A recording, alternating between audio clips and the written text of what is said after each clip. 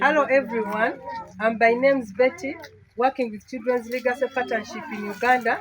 Today we are happy here in Nabwigulu community, having the young mothers, the teenagers, the school dropouts and the community at large.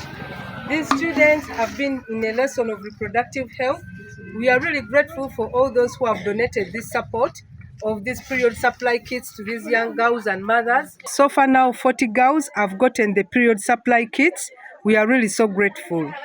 We really thank you so much for this effort because it's a big challenge in our community here. Many girls drop out of school because they don't have pads, they miss out classes. Young mothers tear their babies' bed sheets to use as period kits, but now they have gotten the reusable pads and they will help them so much. We thank you for all the donations, whoever has donated to this cause. And there are many communities that are lacking this because of funds.